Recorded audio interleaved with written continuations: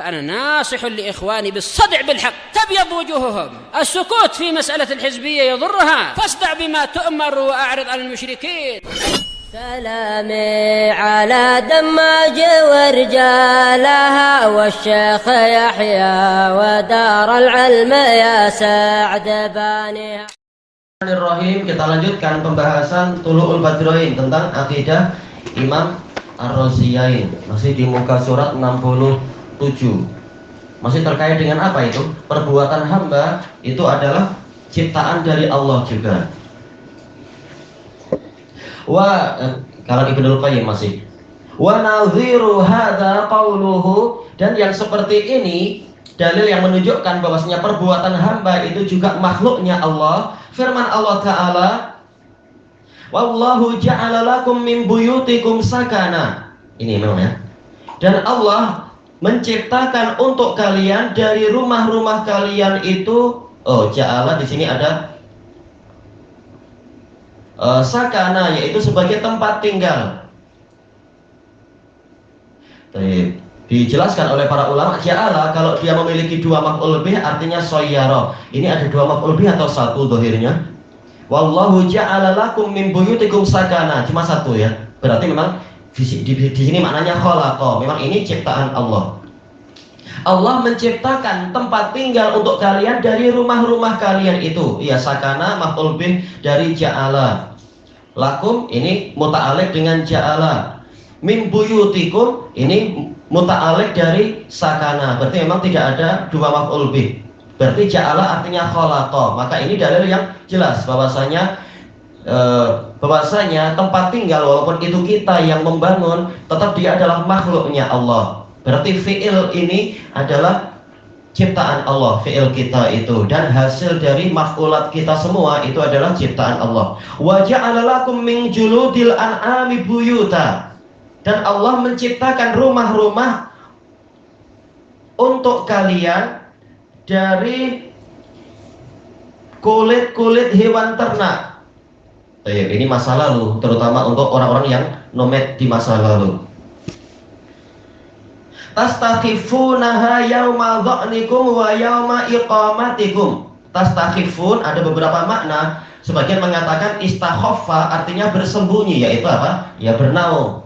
Terutama orang-orang yang ya jelas paham namanya rumah.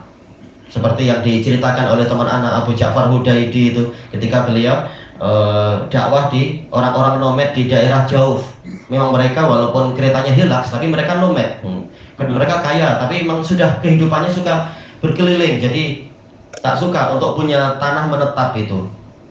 Kaya mereka, kendaraannya bagus, dan apa itu hewan-hewan ternaknya itu boleh sampai ribuan. Nah, di atas Hilux dia ada antena parabola juga. Jadi tak ketinggalan informasi. Entahlah, namanya orang jahil. Tapi intinya adalah mereka juga memiliki, sampai sekarang mereka memiliki kemah-kemah yang terbuat dari kulit.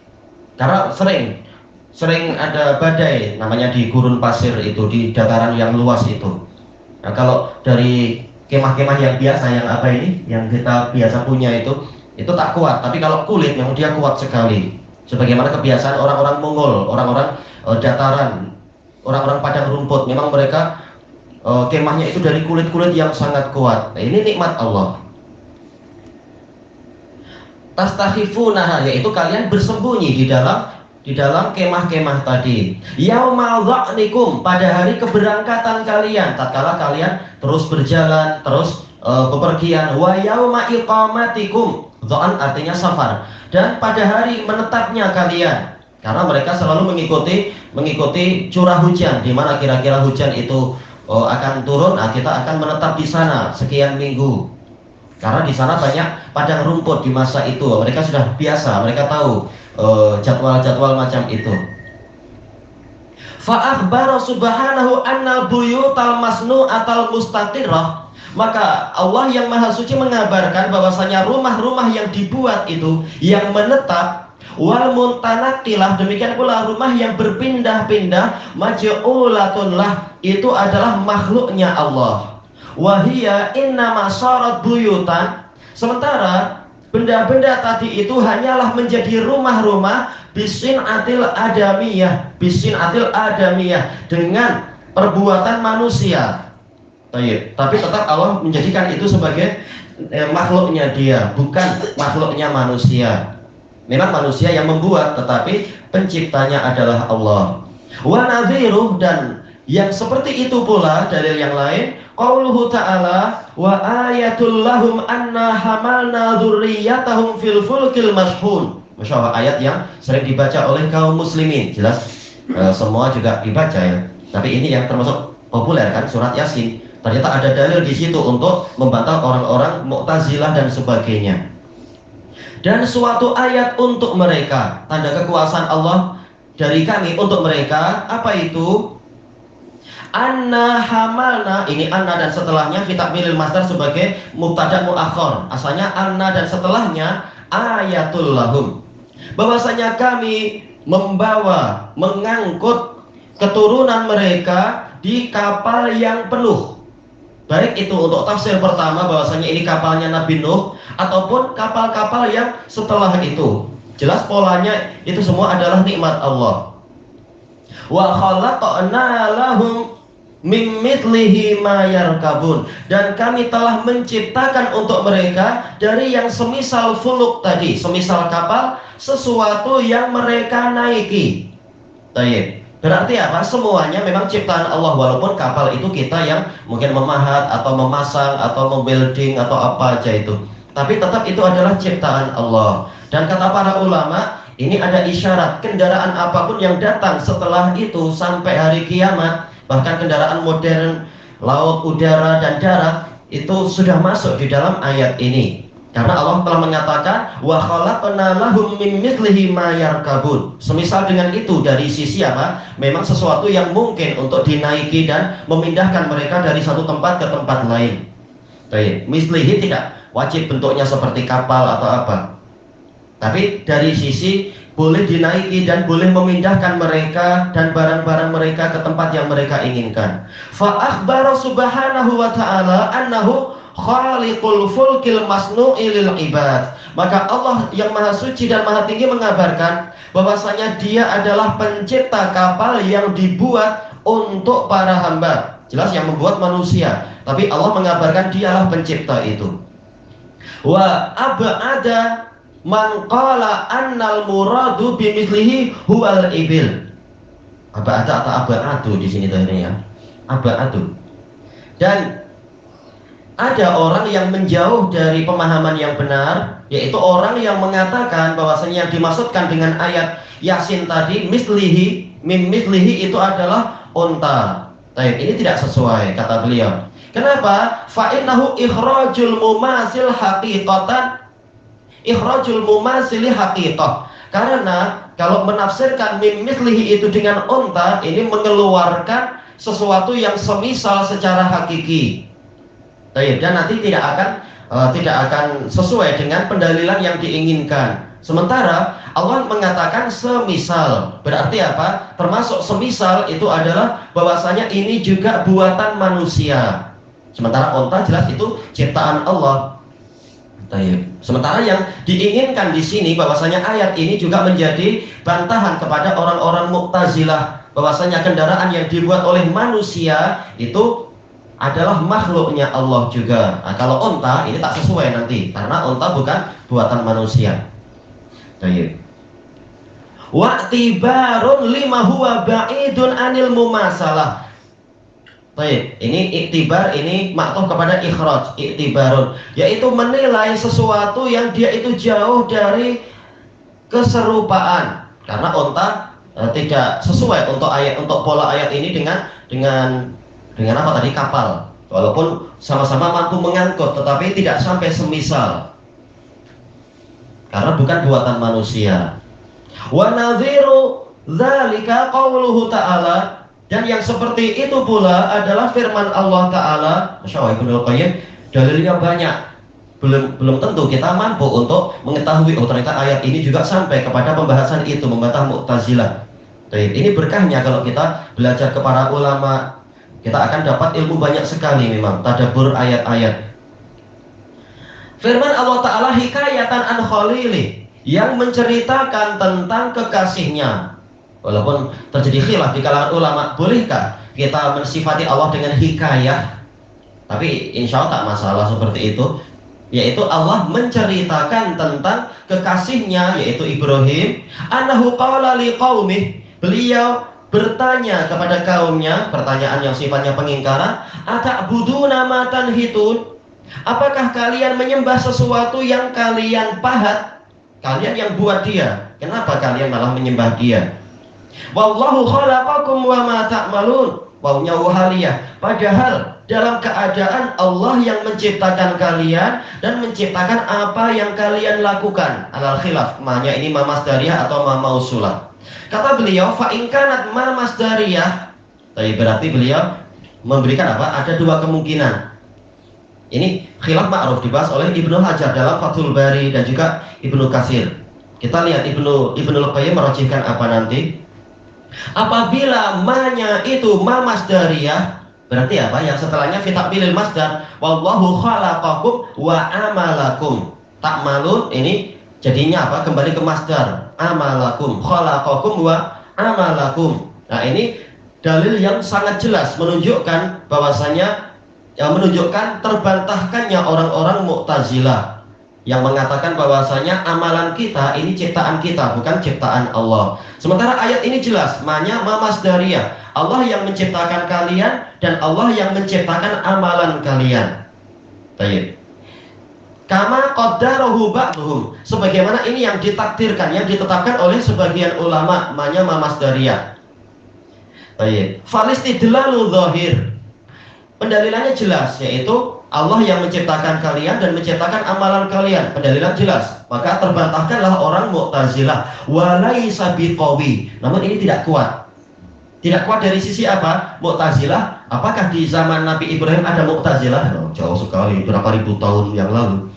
Berarti apa? Dohirnya ini tidak sampai ke situ cara berpikirnya orang-orang di masa itu. Bahwasanya yaitu akidah Mu'tazilah, bahwasanya kita Allah hanya menciptakan a'yan dan zawat, tidak menciptakan af'al wal ahwal, kata Mu'tazilah. Sementara dohirnya orang-orang di zaman Nabi Ibrahim tak ada yang bergaya-gaya seperti ahli filsafat semacam itu. Karena gaya-gaya itu munculnya dari filsafat mutaakhirin, yaitu di zamannya Aristo dan teman-temannya. Adapun mutaqaddimin, kata Imam Ibnul Qayyim, mutaqaddimin yaitu di zaman Imamul Hunafa, yaitu Nabi Ibrahim, mereka rata-rata adalah ahli tauhid. Filosof di generasi pertama itu mereka masih ahli tauhid dan tidak sampai menggunakan kata-kata yang aneh-aneh macam itu. Berarti tak perlu Nabi Ibrahim sampai membantah orang musyrik di zaman itu dengan mengatakan Allah yang menciptakan kalian dan amalan kalian. Apa kena-mengena dengan amalan kita? Padahal yang diinginkan oleh Nabi Ibrahim adalah patung. Allah yang menciptakan kalian dan menciptakan patung. Itu yang diinginkan, bukan masalah amalan. Berarti apa? Berarti tafsir kedua lebih tepat menurut Ibnul Qayyim, dan memang itu yang lebih tepat. Walaupun dua-duanya insya Allah tidak masalah, tapi yang kedua lebih tepat. Ma-nya bukan ma masdariyah. Kata beliau, la tanasuba baina inkarihi alaihim ibadata ma yanhituna bi aidihim, karena tidak ada kesesuaian nanti antara pengingkaran Ibrahim terhadap mereka, terhadap kaum musyrikin, terhadap perbuatan mereka yang menyembah benda yang mereka pahat dengan tangan-tangan mereka sendiri, wa baina ikhbarihim bi anna Allaha khaliqu a'malihim, dengan pengabaran beliau kepada mereka bahwasanya Allah adalah pencipta amalan mereka. Ya, apa kena-mengena? Lalu apa kalau Allah sudah menciptakan amalan kami, lalu apa? Jelas pemikiran mereka tidak sampai dikotori oleh filsafat generasi yang belum lahir di masa itu. Min ibadati tilkal alihah, amalan mereka yang berupa menyembah sesembahan-sesembahan tadi. Wa nahtiha, dan masalah apa? Pemahatan. Amalan kalian ini berupa apa? Kata Imam Ibnul Qayyim, yaitu mereka menyembah berhala dan mereka memahat berhala itu, memahat kayu atau batu untuk menjadi berhala. Wa ghairi dzalik, dan amalan-amalan yang lain. Berarti kalau tidak sesuai, walaupun kita tidak mengatakan salah, tetapi ini kurang sesuai, ada yang lebih sesuai, fal aula an takuna ma mausulah. Maka yang lebih sesuai, lebih tepat, ma-nya adalah ma mausulah. Bimana apa? Alladzi. Berarti kalau alladzi, kita gimana menafsirkan ayat ini? Wallahu khalaqakum walladzi ta'malun. Begitu kan berarti ma-nya artinya alladzi. Allah menciptakan kalian dan menciptakan sesuatu yang kalian amalkan. Bukan menciptakan amalan kalian, tapi menciptakan sesuatu yang kalian amalkan, yang kalian perbuat. Berarti apa? Berarti kembalinya kepada makmul, kepada objeknya. Menciptakan sesuatu yang kalian sembah, yaitu berhala. Menciptakan sesuatu yang kalian pahat, yaitu berhala. Nah, ini lebih sesuai. Karena tujuan Ibrahim intinya yaitu menitik beratkan pada patung, bukan masalah amalan, tapi masalah patung. Nah, makanya ma yang sesuai di sini adalah ma mausulah. Cuma akan ada pertanyaan tambahan. Apabila ma ini adalah sebagai silah, ma adalah isim mausul, silatul mausulnya mana? Jelas apa? Ta'malun. Sementara syarat antara mausul, isim mausul dengan silatul mausul itu ada apa? Dalam nahwu ada robit, ada pengikat antara kepala dengan ekornya itu. Karena kalau kepala saja tanpa ekor jadi nampak itu kan, nampak aneh, seperti apa itu, lori-lori yang sedang tidak membawa bagian belakang, itu nampak aneh. Nah, kalau cuma belakangnya tanpa kepala, tak jalan. Maka wajib ada penghubung. Penghubungnya itu yang dikatakan robit. Robitnya di sini apa? Domir. Domirnya mana? Domirnya terhapus. Takdirnya apa? Wallahu khalaqakum wa ma ta'malunahu. Ada hu di situ. Walladzi ta'malunahu. Hu kembali ke ma. Hu kembali ke alladzi. Berarti ada yang terhapus di situ.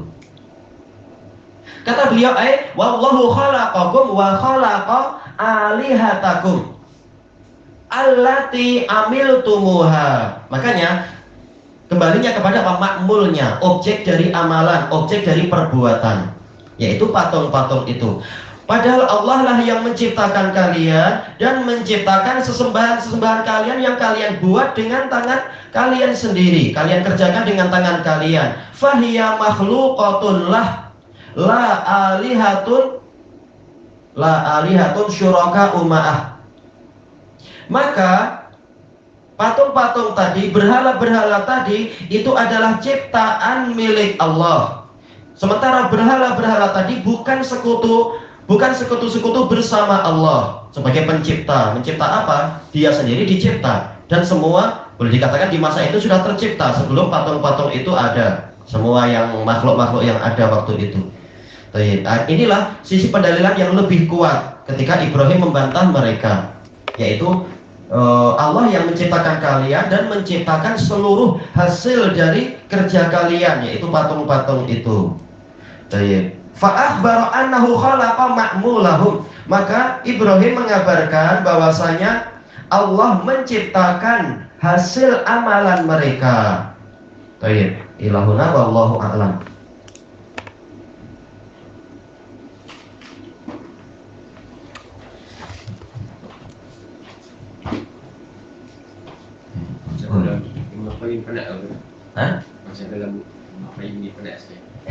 Oh, ini level berikutnya memang perlu banyak peluh.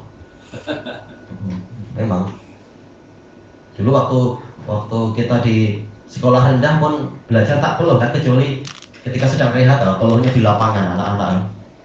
Ketika belajar tak peluh, insya Allah. Tapi ketika kita sudah kelas agak tinggi, mungkin sekolah menengah atau university, ya memang peluhnya lebih banyak, walaupun malah sudah jarang olahraga kalau sudah tinggi itu. Olahraganya di kepala, di jantung dan kepala. Tapi sedap kan, penat-penat sedap. Pembahasan nahwu dengan Ibnul Qayyim itu, kita dapat bekal banyak sekali itu.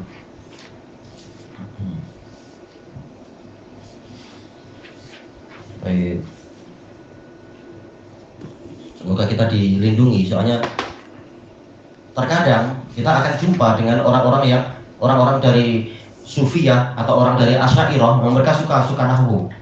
Kalau kita jumpa mereka dan kita tak punya ilmu, malu kita nanti. katanya ikut Nabi, katanya merasa paling benar. Nahwu pun tak lepas, diejek kita nanti. Sering ikhwah kita jumpa itu dan kalah. Walaupun niatnya baik, niatnya jarang buat takdil, tapi nahwu nggak lepas ya diejek memang. Kacau. Alhamdulillah ketika mereka jumpa dengan orang yang Allah takdirkan sudah belajar, mereka yang kita gantian ejek. Kamu pun tak lepas. Alhamdulillah kami sudah lewat level beberapa madhab tentang masalah nahwu. Engkau yang lebih banyak belajar tuh. Kita senang kalau kita mampu menjawab. Kalau tak, kita memang diejek. Kebenaran kita jadi ditolak gara-gara masalah nahwu. Memang semuanya perlu diberi porsi untuk dipelajari. Ini tadi belum dilewati.